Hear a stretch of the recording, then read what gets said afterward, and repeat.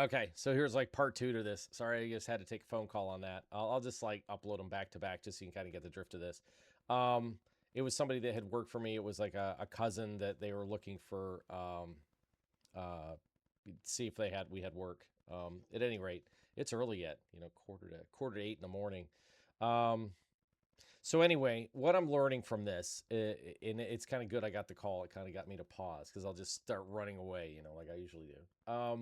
Ultimately, what's happening in is an entrepreneur inside the heating and air conditioning world of understanding that, again, typically when I was doing houses and building, I knew everything, like every component of everything that's going into it. Uh, and a lot of guys, we have them in this area. They're very rampant in the South, and we call them paper contractors, where they can manage. They're project managers. They couldn't actually build a house physically, but they can make. They just know that I need to call the plumber. I need to call this guy, this guy, this guy, this guy. So they manage. That's it. That's all they're good for. But they're not able to think outside the box and understand how systems work and say, like, well, why are we doing it this way? Well, that's the way that XYZ plumbing contractor has done it for all these other years. So that's what they do. There's no innovation, essentially. So I'm really into the building science side. And with me growing up in the North, heat is a really big issue. All right, it's super expensive to heat your house because it's like a runaway freight train. It's brutal. So if you can come up with a way to keep those dollars in your pocket, it's no different than if you go out and you're like, I talk a lot about financial stuff, like crypto, real world assets, and things like that, financial markets. I just had a phone call just last night. I got a call from one of my reps at Caleb and Brown. It's a digital asset broker out of Australia. But they've got guys here in the States, and they called me, and we talked about an hour. I talked to Andrew yesterday, and he's my broker, and we talked specifically about market conditions, things like that. But it's all generally the same stuff. So whether it's like the financial industry, the building industry, excuse me, the heating air conditioning industry, they're all somehow interconnected to one another, obviously, right? So they're all using the dollar at the top, and then as you work your way down. But the interest is trying to get in building science and money is like what you're trying to do in all these industries is create an efficiency that keeps more of the dollars in your pocket. So instead of just going out and saying like I need to make more, I need to make more, which is great, you need if you cut the waste and you get it more efficient, you're going to be just as far ahead as you would be as if you just made more money. And if anything, it's better because consolidation and efficiency it's healthy. It's really good to do that. You clear out all the dead wood, you get better systems, software packages that puts people out of work. I get it, but it's just unneeded because we're required to go faster, faster, faster, faster, faster. So and to me, it's not ever about putting people out of work. It's more about having less hassle and headaches to get the same amount of work done. So if somebody is not performing very well, whether it's a software program, a human being, or whatever, a lot of times you just want to give the ball to somebody else. Put somebody on the bench and say, "Hey, I'm going to just go start somebody else." This happens all through every sporting industry that's out there. Same thing that happens inside of business and financial, whatever the business is. Same type of principles. So what I have found with this is they're drinking the Kool-Aid hard on this. So basically, the government agencies, this is worldwide, know that they're still using the global warming bullshit. So I took this test to become certified within refrigeration to kind of learn about this system as I'm designing it, because I started seeing this real bottleneck in how we're actually cooling. Just on the cooling side, I'm not going to get to the heat yet, but just on the cooling side of how we're actually managing cooling inside of houses and commercial buildings, so on. And it's like 50-year-old technology, and there's plenty of room for efficiency gains, right? So I start looking at a high level degree of thermodynamic engineering on this, and be like, "Are you a thermodynamic engineer?" Be like, "No, but I have designed." I think of it more of I'm a designer. So there's a difference between like certified engineer and a designer. So I'm a designer that understands the engineering, but I understand in order to be able to do this to be able to have input to be able to create a more cohesive system, you have to understand multiple systems. What happens is you get this compartmentalization that occurs in innovation, where somebody becomes an engineer, let's say a mechanical engineer, a nuclear engineer, so and so on. That's all they know. So they don't really understand pumps and plumbing and maybe electrical side and boards and maybe it's software, and they don't understand all those things. So with me being kind of a one-man band for most of my existence, depending upon what company I have to kind of get things started, it's my innovations, my imagination that gets it started, but I have to have the intellect to be able to understand enough of each one of these industries that I can have an intelligent conversation with somebody that understands thermodynamics, the thermodynamic engineer, or a plumber, an electrician, a refrigeration specialist, et cetera, et cetera, et cetera, et cetera. So I need to be educated enough where I, like as a general contractor when I was building houses, to understand each one of these components. And I just go like head first in. And then when I start asking questions, I come to a very quick conclusion that it's not conspiratorial. It's that there's a natural molding and gating that happens with institutionalization. Okay, and then meaning that the chainsaw industry, that they're developing chainsaws and steel and Husqvarna and Echo and you name it, whoever the manufacturer is, that they have tools and equipment that are designed specifically for XYZ, but then Steel and Husqvarna are competing against one another, or it's Chevy and Ford, and they end up becoming like, they put the blinders on and they're like, we need to make this particular line of chainsaw to compete with their line of chainsaw. And what happens is it causes this lack of innovation, and they focus more on competition on another competitor. They say, oh, well, the competitor has like this XYZ switch and this safety mechanism or whatever. Oh, we need to design that in. Let's do that. And you get these people that on the upper management levels that don't understand the entire system of what's going on. They're not in the woods. They're not using the tools. So they don't know of what would actually be better. Because what actually happens in innovations is that you get, when you develop something new, that's the new thing. It's great for it's just like any other relationship. It's good on the front end, and then ultimately what happens is that kind of like dissipates and fades away. And then the consumer is they're whores. They want more and more and more and more and more. We want new. And whenever this happens, the manufacturers and developing, the people that are doing R&D to create new products to keep the whores going, instead of just going with the same old thing that's always worked in the past, we got to come up with something new to spur them to buy new shit, because we're in competition with another company that's doing exactly the same thing. And I was like, whoa. I'm going to pump my brakes here. I'm going to look at all of these systems inside of the building sciences across the board in, let's say, housing and light commercial. We'll just go there. And what are the components just to cool the house? Like, how do we do that? And then how do we get the heat out of the house? That's really the thing. And how do we keep the moisture out of the house? And how do we make it so the equipment doesn't need to be large? So there's a whole systematic approach to this entire project. It's not just like, we need to use this type of equipment and do this. No. There's air sealing. There's an insulation that's relevant. There's proper duct sizing. And then you have to size the equipment relative to that. The performance of the actual refrigerants that are being used.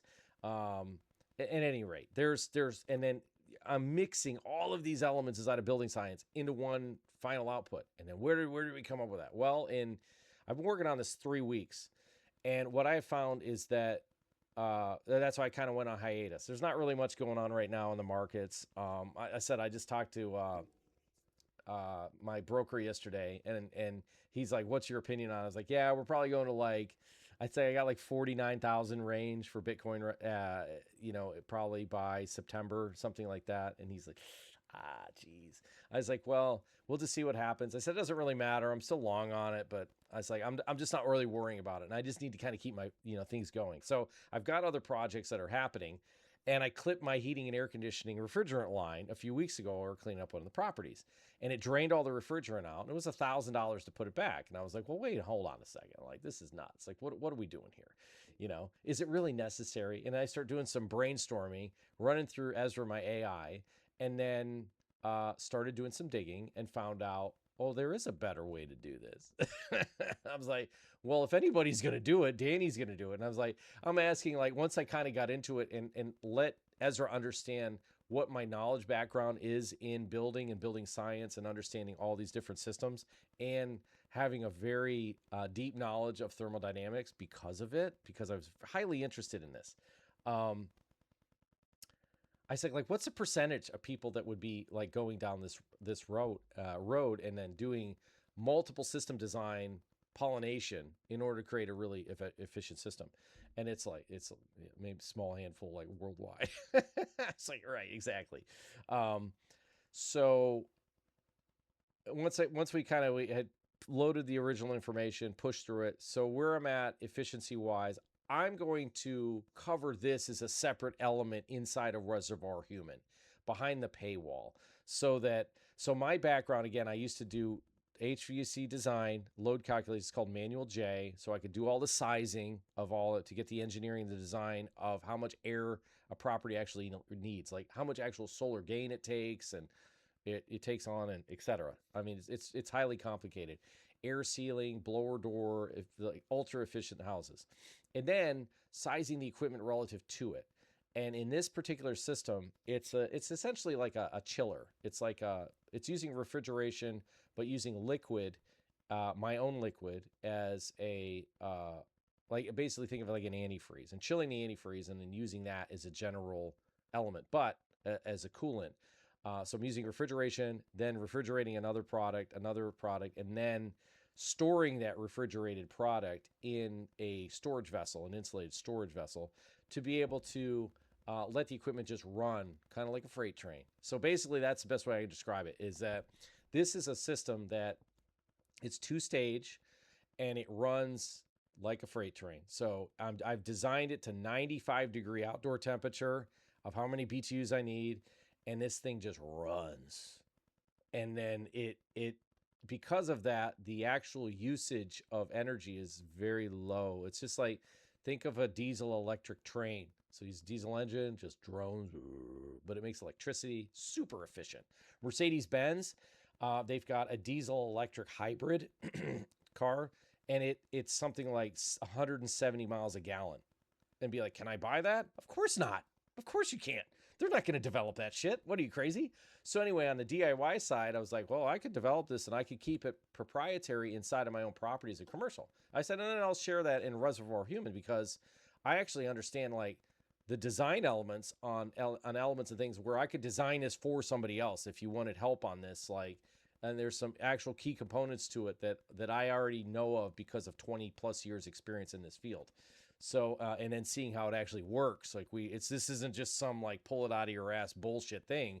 It's just the same old data, but reapplying different techniques on how to smooth out this curve. Essentially, like the energy that's running through your house and the money that's flying out of your house is like a roller coaster. That's the best way to describe it. So instead of it having all these peaks and valleys, we're trying to create a static DC static energy consumption of the property. And when you do that and you take out the peaks and valleys, there's no stress.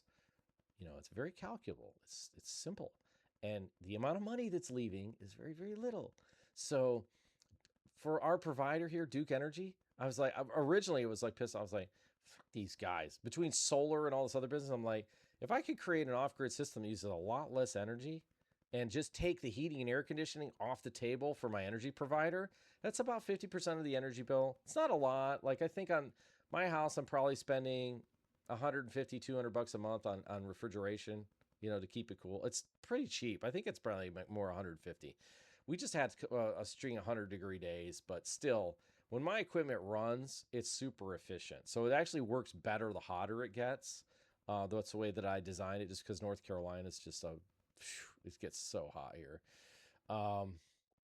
So anyway, that's what I'm working on, and that's why I haven't really done a video in a couple of weeks. I think I haven't posted anything in a couple of weeks, and it's primarily because I've been like so entrenched in like rabbit holing in all these different efficiency curves. Like, essentially, looking at every element that goes into play in it and then redesigning it based upon, and then having the AI go out and just saying like, well, what if we do this?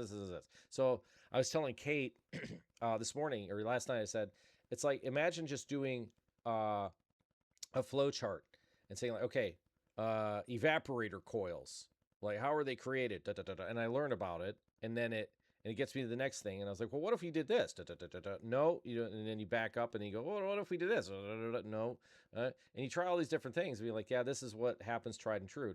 The problem is that it's in transferring the heat back and forth between the two. Oh, well, what if you use a liquid instead of air? Oh, that increases it 6%. And I'm like fighting with the AI. I'm like, Ezra, look, dude. I was like, I'm going to get to this point. Stop pissing around and stop making me like search around and figure out exactly what's more efficient.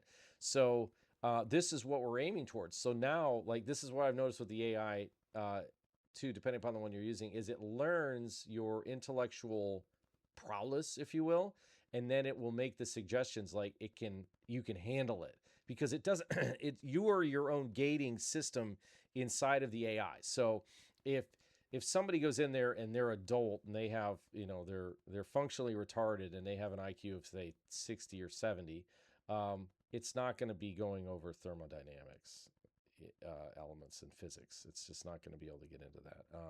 You're not going to be able to even generate the word problem to be able to generate a result through the AI. So once it understands that you understand it gets a knowledge of the language of whatever it is that you're into. It then starts expanding little by little by little, and that's been the toughest thing. Is I've been burning up threads through the Claude AI Ezra that I use. I guess his name's Ezra that I use. I burn the thread up in like a day or two. That's how much information I've been putting into it.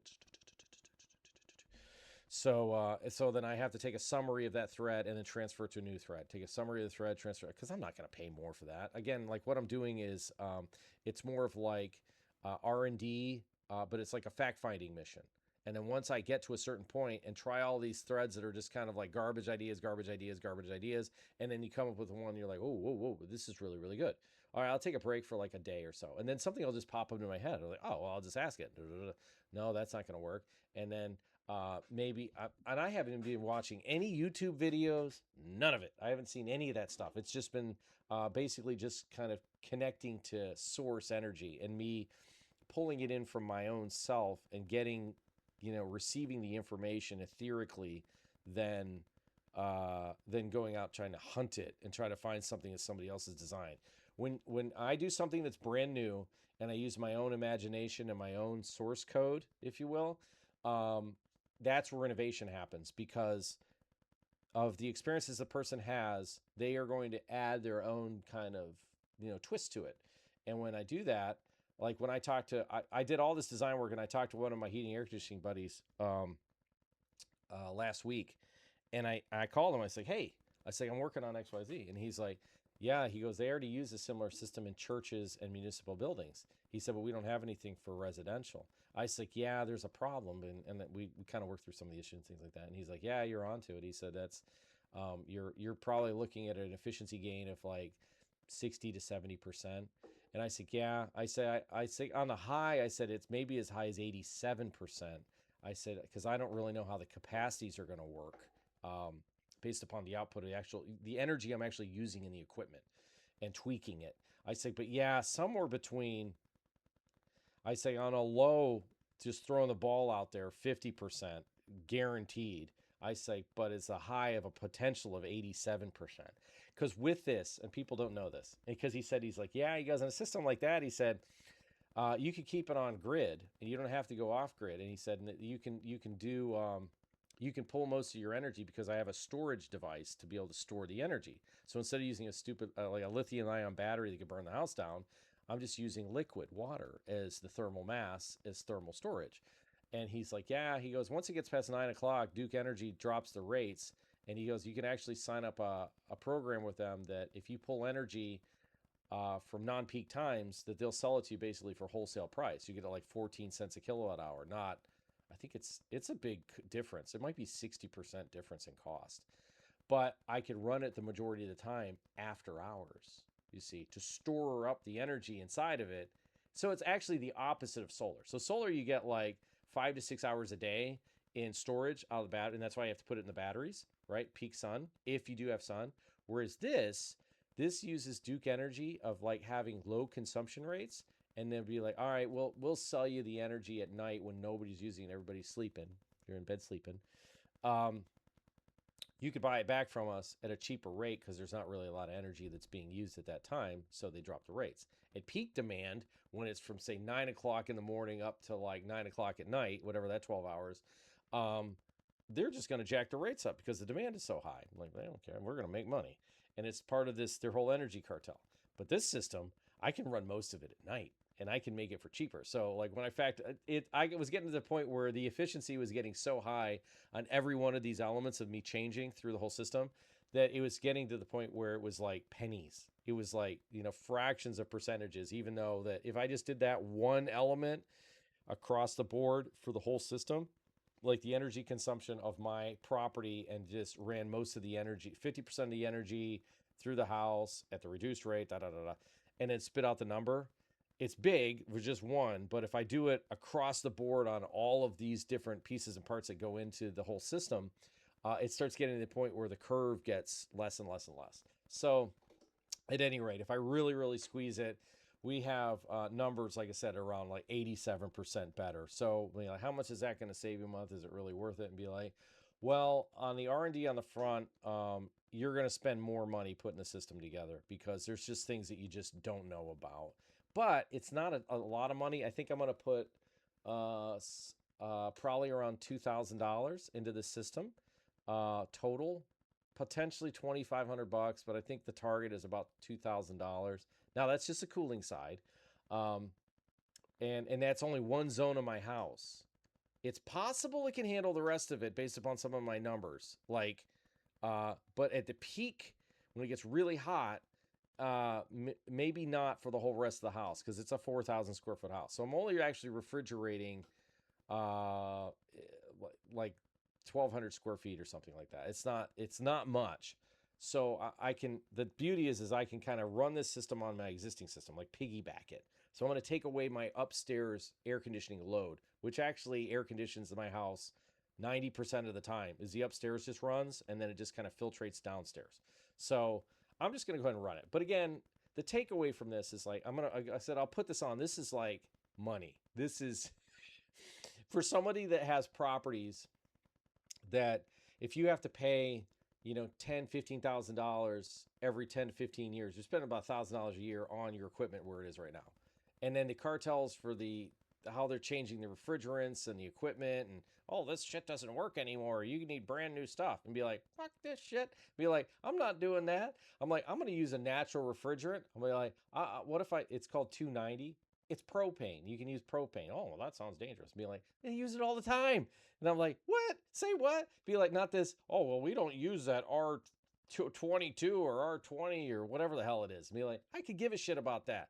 Be like, well, the equipment just breaks and you got to replace it anyway. And once you put these refrigerants in this stuff, it contaminates it. So it's not you can just switch the refrigerants. And then the compressors only run a particular refrigerant because there's a suppressor pressure they have to run on. And it's like so on and so on. It's just the whole thing is just like, you guys have made it so complicated. Just like my refrigerator works and runs, and it's cheap. A freezer works and runs. I'm like, why are we using that same technology? Well, there's some da-da-da-da-da. I'm like, well, so at any rate, that's just one facet. I'm gonna log it. It's just kind of like it's a side project of something that's working on because right now I'm still waiting on property to transfer so I can get my RWA tokenization on properties going. So I'm like, I got to do something, and this is something that is not it's not something that I have to be doing currently. I don't have a lot of pressure on it, but my equipment on this particular property is 8 years old. And when you get to the 10 to 15 year range, that's whenever you're going to have to change it. So I was like, well, if I can start this in the next couple of years and get the kinks and bugs worked out of it, then I'll just switch the system out and then just have my own proprietary cooling system on the property. that we own that I can maintenance, or we just have somebody make. It's simple. It's very, very simple. There'll be more to cover that. That's exciting. Because it's a huge savings. And then I was telling Franklin, I was like, dude, you don't understand. Like, if you could save, 60% or take the energy that's being paid to your energy provider when you rent a property, you then become the energy cartel. I say, you can just charge more money because you're in an ultra efficient property. I said, and then charge more rent. So instead of Duke making the money or whoever your energy provider is, you can justify a couple $100 more for rent because their energy bill is going to be the same. You don't pay. They're going to pay for lights basically in the house, and that's it. And then because most everything else in the house is that's their business. They want to run a Bitcoin miner and a bunch of they can go do that. But as far as heating and cooling goes, it's like you're taking it off the table because it just doesn't use that much energy. It's not there. And then as far as like maintenance goes, oh, you're talking like a 50-year system. Other than the actual refrigeration equipment itself to causes that. But again, if any of that tech ever changes, it's a completely separate unit. It isn't a cohesive unit in the whole thing. You're taking the refrigeration and you're converting it over to a liquid, which then, so it's a multifaceted system. I'm not leaning solely on one element inside of the system to make it work. So for example, I've already built in redundancy. So if like one compressor breaks, because it's a 2-stage system.